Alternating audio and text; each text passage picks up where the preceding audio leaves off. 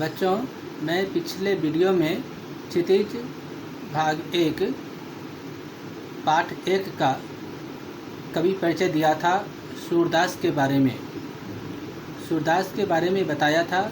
अभी मैं आपको वर्तमान में सूरदास के पद जो आपके पाठ्यक्रम में वर्णित है, जो दिया गया है, उसके बारे में मैं बता रहा हूँ।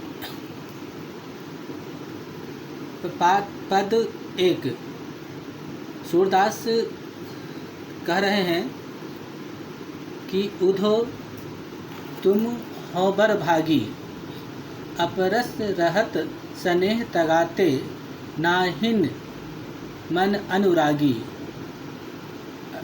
अर्थ यह हुआ, हे उधो, तुम बहुत ही भाग्यशाली हो।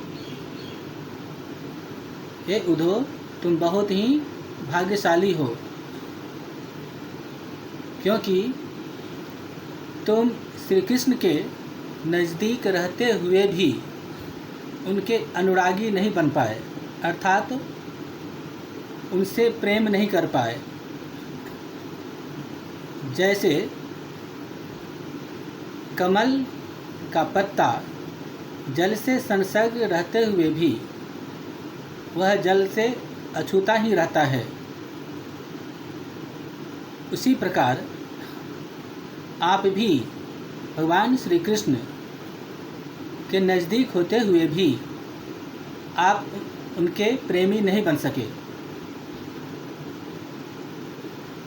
इतना ही नहीं, गोपिकाएं उद्धव से कह रही है कि जैसे जल के भीतर गगरी के रहने पर भी गगरी के ऊपर जल की थोड़ी भी बूंदें दिखाई नहीं देती, उसी प्रकार आप भगवान कृष्ण के नज़दीक रहते हुए भी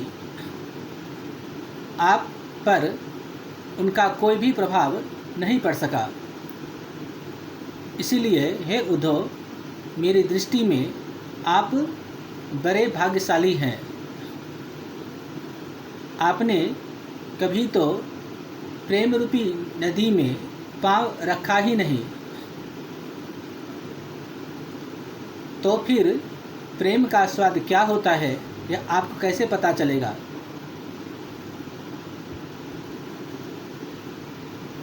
प्रीत नदी में पाँव न बोरियो, दृष्टि न रूप परागी। प्रीति नदी में पाँव न बोरियो, दृष्टि न रूप परागी। आपने प्रेम रूपी नदी में पाँव रखा ही नहीं, तो फिर आप प्रेम के बारे में क्या जाने। हे उद्धव, मैं तो केवल गुड़ में लगी हुई चींटी के समान हूँ।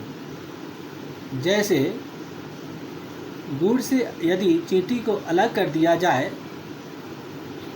तो वो मर जाएगी, उसी प्रकार हम गोपिकाएं कान्हा से यानी श्री कृष्ण से इस प्रकार घुल मिल गए हैं कि अगर हमको वहाँ से अलग कर दिया जाए तो हम लोग मर जाएंगे।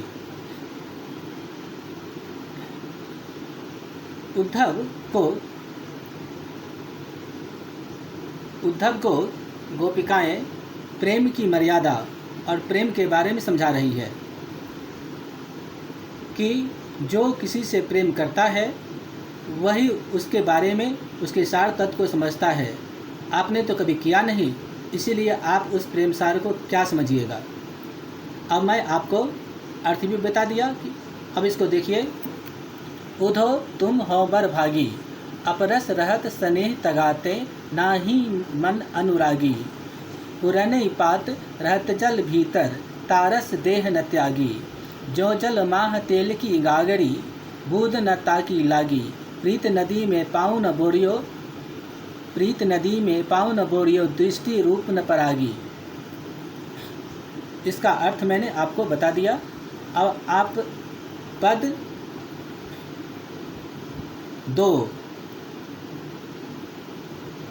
के बारे में समझिए, जो सूरदास ने बहुत ही मार्मिक ढंग से लिखा है। वो कहते हैं कि गोपिकाएं श्री कृष्ण के विरह व्यथा में इस तरह जल रही है कि उद्धव की एक बात भी उन्हें सुनाई नहीं पड़ती और न समझ में आ रही है। अब देखिए कि गोपिकाएं उद्धव को क्या कर रही है। उद्धव कह रही है कि हे उद्धव, मन की मन ही माझ रही, कहिए जाई कौन पे उद्धव नाही परत कही, अवधि असार आस आवन की तन मन बिथा सही, अब इन जोग संदेशन सुन विरहिणी विरह दही, चाहती होती गुहारी जितैते उड़तै धार बही, सूरदास अब धीर धरही क्यों मर ज्यादा न लही। कहती है गोपिकाएं सूरदास ये क्या कहते हैं उद्धव को कि हे उद्धव, अब तो श्री कृष्ण ने मर्यादा को ही पार कर दिया है, क्योंकि उन्होंने मेरे साथ छल किया है। मन की मन ही माज रही। गोपिकाएं कहती है कि मेरे मन की बात तो मेरे मन में ही रह गई। अब मैं श्री कृष्ण से क्या कहूँ।